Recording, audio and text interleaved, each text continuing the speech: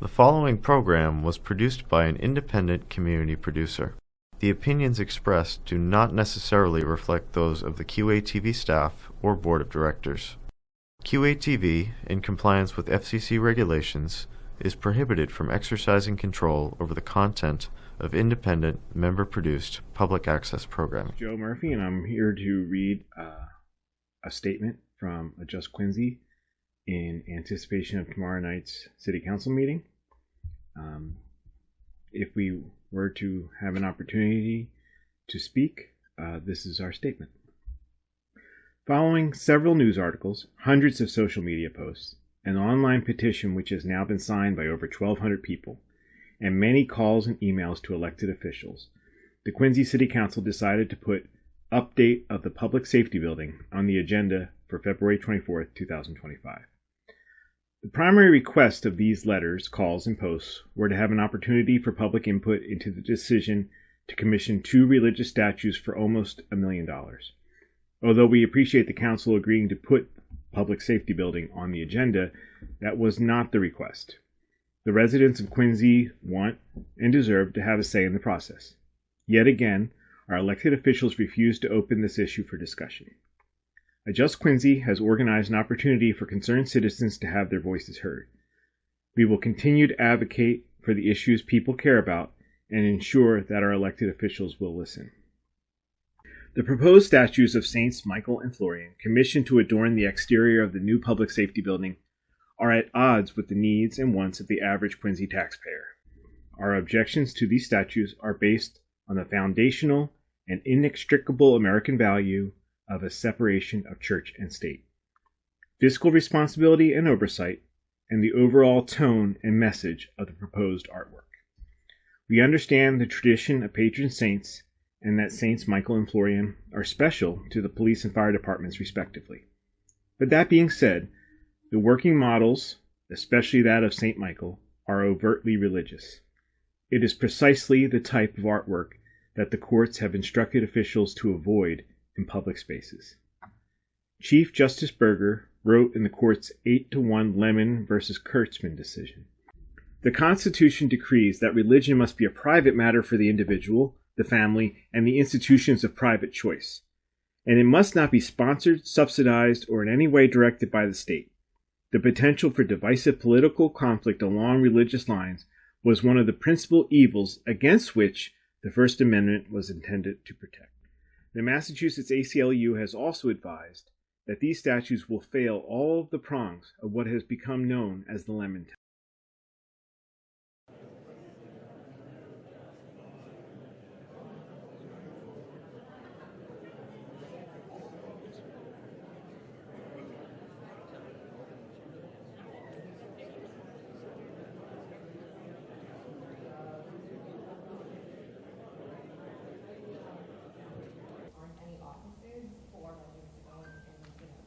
Give me statements or anything like that. It reminded me of an incident that happened, I think like 3-ish months ago. I went into the police station for something. I wasn't in trouble. Process that takes place, even though you come to a bottom line conclusion. So at some point during that process, as the design is getting to a level of construction drawings, because now we're subbing out the CMF risk, we're starting to submit out all the actual work to the actual contractors who are going to be doing, who are going to be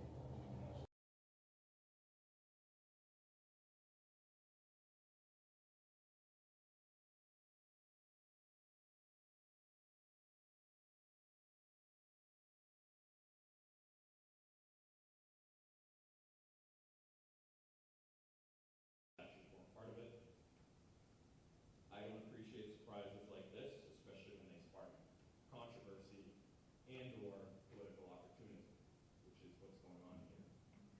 I think people need to recognize how this issue came up. This issue was not brought to my colleagues in the City Council. This was sent anonymously to the Patriot Ledger, and that's how we all found out. So this was savvy. This wasn't meant to open up a discussion with the people who work in government, whether with the mayor's office or the city council. This was someone trying to embarrass us, which I don't appreciate.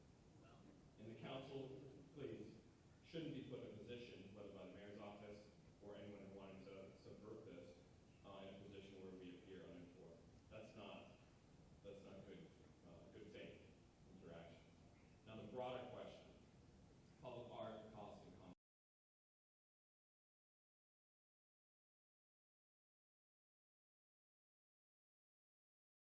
Hi, my name is Vivian Borick. I live in the historic school building in Newbury Ave in North Quincy. I've been there for over 20 years.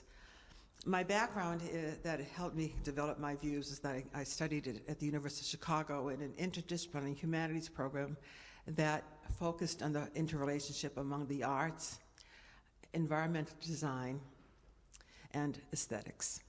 I've also traveled around throughout France and visited over 100 cities. Regarding the sculpture, I love outdoor sculpture. I'm so happy to see more in the city, in cities. When I was in graduate school, it wasn't that really wasn't an activity.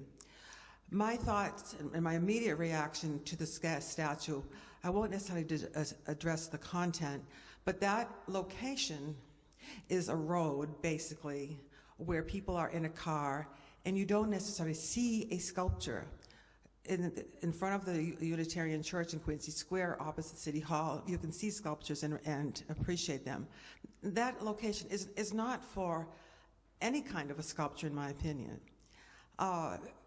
If anything, why not put money and make a really knock in the park landscape with trees and blossoming trees and bushes and flowers that will make that part from C Street and Coddington to Quincy Shore Drive really pretty and noticeable, no matter if you're going in a car or walking by. So I would suggest that to make that space more accessible and beautiful. The content of the sculpture is totally not appropriate, no matter who pays for it. And the fact that the mayor did not share this at all during the contentious mayor's race is shocking to me. But again, the sculpture does not belong there. And please make it a beautiful landscape and make that part of the town really nice to look at. Hello. And not just my name is that's Claire controversial. Fitzmaurice. I live on Calvin Road. I've lived in Quincy since 1985. I have a degree in art history from UMass Boston and a Bachelor of Fine Arts, Fine Arts in Design, Fashion Design at Mass College of Art. So, I think I have half a clue of what is appropriate and what is not on a public building. And Catholic art simply is inappropriate on a public building. The mayor is the only one, I think, in the world who insists that they're simply symbols of good versus evil. No, they are saints who are venerated by Catholics, the Catholic faithful. Many of our police and many of our firefighters don't practice Catholicism. It's unfair that a religious message should be imposed upon them. It's not right. I think there's just so much wrong with this project, and it really breaks my heart that our city government is failing to understand that the separation of church and state is one of the greatest strengths that we have in the history of this country. It's one of the great contributions we've made to the democratic modern world, and for them to walk away from it is a terrible thing and a terrible betrayal of Quincy's own John Adams. And I really, really hope against hope, because the mayor wants what he wants. So, hello. Thank you. Hi. Okay, thank you. Jay Tarantino, Princess Eve Drive. Thank you so much for the opportunity to speak my mind here. Mayor, thank you for giving the opportunity to me to get out of my comfort zone. This is nuts, but it has to be done. This is our city. This is not like a Sim City or, we appreciate all the parks and all you do, but this is just, someone said you might be in a little protected area. This is not right. I'm an ex-Catholic. I can kind of get it. But this is so unwelcoming and barbaric. And thank you for having the police there in full uniform to try and intimidate us. That's no thank you. So yeah, know the statues and at least use granite. Bronze? This is Quincy. DC Street. Thank you. 981. One of the things that kept going through my mind as I was sitting in that council meeting is that they were trying to say, well, this was the mayor's decision. The mayor made this decision. One, why didn't they know about it? Two, how did the mayor get that power? The mayor got that power because council gave it to them. And we have got to start bringing people in who are willing to fight for charter changes. We've got to change the charter so the mayor is accountable to council and to the people. We have got to have a charter that puts term limits on the mayor, so it's 2 terms, you don't do what you want to, you're out. It's time for Quincy's government to come into the 21st century. We cannot just live by this mayoral strong city where everything is just deemed for the good of the people. Well, the people don't always agree, and they have a right to be heard.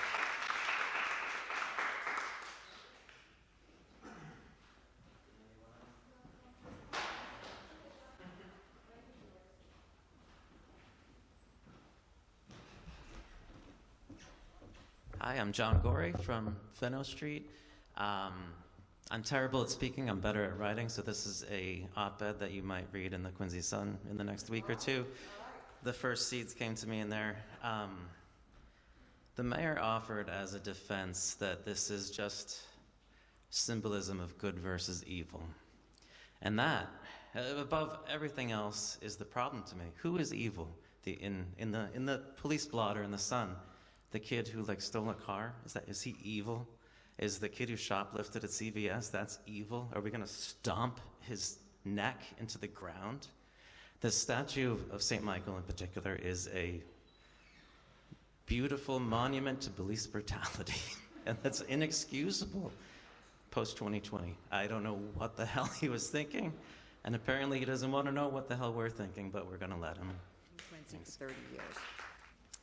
And there are so many elements to this whole situation that it would take 20 hours to go into all of them. There's the cost, there's the lack of transparency, the mayor making the decision on his own for what he thinks Quincy needs for public art.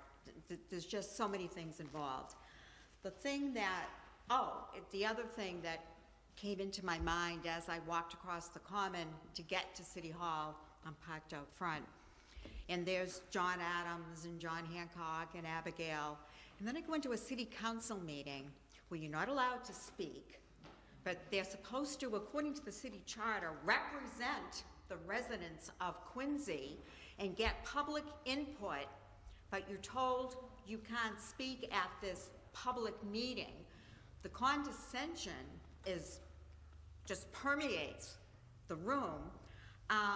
And after walking past John Adams, can you imagine, we wouldn't even have a country if John Adams and the Patriots hadn't spoken up and protested the king. And yet we're being told that we can't open our mouth, we can't protest, and we're sitting in front of the goddamn statues of the founders of our country who protested. The symbolism starts to blow my mind. We're in the church, they're buried in the basement, for God's sakes. And we're not allowed to speak. And I'm allowing you to hold up your boo sign, but now you better put it down. That's real democracy. John, what do you think, John? All right, you got me all fired up. I love it. So, I'm Joe Murphy. You guys hear enough from me, so I'll make it quick. I just want to point out a couple things that I left out of my statement. The police, as you guys probably figured out, are there whenever there's something like this going on. They are told to be there by their leadership. It's not that they're concerned and they decide to show up. It's coordinated. It's a tactic that Mayor Koch uses anytime there is a fire engine on the budget, or a news station, or whatever new cruisers are on the board. They are told to be there.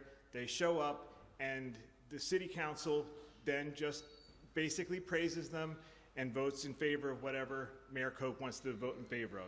It's a tactic. It's not surprising. That's why we needed to get there earlier tonight, so thank you all for doing that.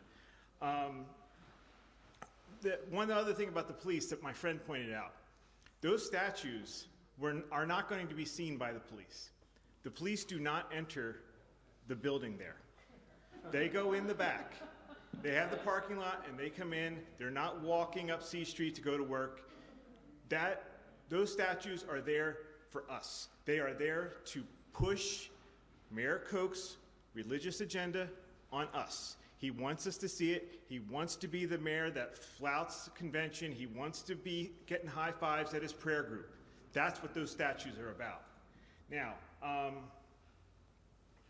they also want to portray us, if we're against the statue, we're against the police. You guys saw that tonight, okay? And unfortunately, I think a lot of the people that were sitting on the groom side of the, I think a lot of those people buy that, and it's unfortunate. So it's one of the sad things that came out of tonight. There was a lot of sad things that came out of tonight, but one of the sad things is further wedge is developed between our first responders and people who dare to speak up.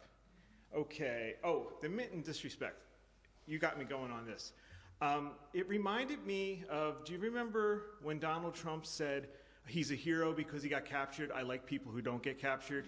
When he spoke about Dan Minton on AM Quincy, it just brought back that memory. And just like I was shocked that more veterans weren't upset with the first thing, I was equally shocked that police officers weren't coming forward to defend a 40-year veteran of their force. I thought that was really sad. And about our city council, we haven't had a city council at all, and we haven't even had a city councilor since Ann Mahoney lost her race to be mayor. And if there's any further proof you need, tonight, when Richard Ashe was done speaking, he said, "Thank you for letting me speak." It's city council. What do you mean, thank you for letting you speak? It's your body. They should be thanking you. Thank you for letting me speak is all you need to know about the state of Quincy politics. It's a dictatorship, and I used to call it a benevolent dictatorship, and I'm not even calling it that anymore. So anyway, thank you. I'm Sharon Gamache. I'm a member of this church, but I worked for 35 years with the fire service all over the country, Korea, Mexico, and I've worked with the International Association of Black Professional Firefighters, National Association of Hispanic Firefighters, Native American Fire Chiefs Association, and many other groups, and also the International Association of Firefighters. And many of those people were on my board of the Center for High Risk Outreach at NFPA. But I just want to say that I think the most appalling thing to me is seeing a picture of St. Michael with a foot on somebody's head. It is so reflective of what happened to George Floyd. I've talked to some of the black firefighters about this, and they were appalled by it, but they also know they have fought for a lot of things in their community to have representation. I think that we could do much better. I think we built a beautiful, beautiful building. It's going to allow for all kinds of training, active shooter training, which I'm very strong about. I think but why slap a piece of art on it, or two pieces of art, with so little thought? You have this beautiful building, and I think the community has the right, and the police officers and the firefighters from their heart, to see maybe a firefighter rescuing a child or teaching a child something about fire safety. Okay.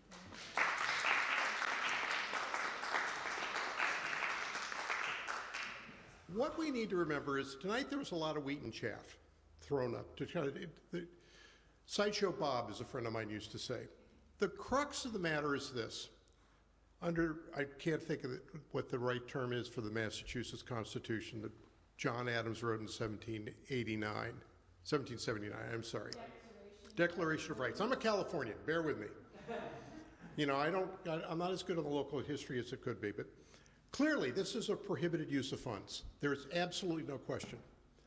The Declaration is also the basis for the U.S. Constitution. If you look at the two, we got the first draft, we got the second draft. The differences are very minimal at best. The Constitution prescribes this sort of behavior. Various other statutes prohibit it, and there is an ample body of case law that shoots this down. The fact of the matter is this, the statutes fail the Lemon test. Going away. They go 0 for 3. They also fail the sniff test and the duck test. You know, the problem is that Mayor Koch has misappropriated $1 million in public funds. The question is not whether or not these statutes should go forward or not. The question is whether or not he can be held personally liable for breaking general law and misappropriating funds. Everything else is a waste of time and energy, because that's what they're trying to do. They're trying to get you to flail and everything else. Salmo. I'm a member of this church, and by several years ago, maybe, a few years ago, I attended the George Floyd Memorial here in Quincy. And after that, I decided that I wanted to try to have a standout in honor of George Floyd. And I spoke with my friend Claire Fitzmaurice, who authored this petition that we have going around the city through change.org, and Claire and I held a standout here with the blessing of the United First Parish Church for quite a few years. Many people here supported us and came out with us. Through that group, our huge aim was always to try to promote the appointment of a DEI commission in the city, and the mayor told us personally, Mayor Koch that is, he's been the mayor for such a long time, he told us personally when we finally got to meet with him that he didn't believe in it, didn't want to support it, and that he wouldn't support it. Saw the portrait of the statues, and Claire saw it and was so alarmed. Many, many people were horrified, I think, by the statues. For me, and I'm not a person of color, I didn't need to be a person of color to feel the terrible violence of those images. I object to it on the grounds of its being against the Constitution, the separation of church and state, and I really object to it for the violence and the brutality, and to think that I have to drive by there every single time I go up to Quincy Center. It's one more excess in that massive police building. I will say how disappointing it was to hear the city council just go all around the issue. Their biggest aim was that they not get blamed for anything, that they knew nothing, and they didn't want to take the blame. It was not their fault, but they were still, would never say that they opposed or had questions, or could we have a public forum. There was no courage.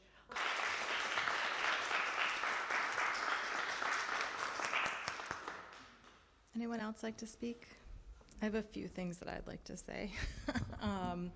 So I'm Liz Speakman. I live on Marymount Road in Quincy. I'm a mom. I have 2 kids in the public school, and I live in Ward 1, so I would be seeing these statues regularly if they were to go up. One of the themes that I've noticed during these conversations is about good versus evil, good over evil. And it's a worldview that our mayor seems to hold, that it's us versus them, and that there are good people, righteous people, and there are bad people, evil people. And that if you stand on the side of the good and the righteous, you can sort of do whatever you want. You get a free pass to move through the world in whatever way works best for you. And if you're evil, you should be crushed. You should be diminished, you should be dismissed, you should be criticized, you should be silenced, you should be invisible. That is the worldview that I have heard through the statements from our mayor. I don't share that worldview. I don't believe, when I tell my kids, they ask me about criminals and evil, and I say there are no evil people. There are people who make choices that harm others. There are people who make choices that harm themselves. They often have come from environments and circumstances that have been incredibly harmful, either interpersonally or societally.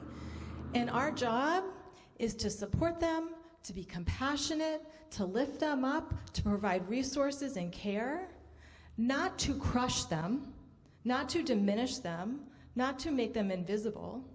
That is our job as human beings, is to see our own flaws, the flaws of others, and meet it with compassion. That's not what I see in the worldview of our mayor. And our city council has the opportunity to share this different worldview of compassion and love and connection with our neighbor. I didn't hear that tonight. I didn't hear that. There's a vacuum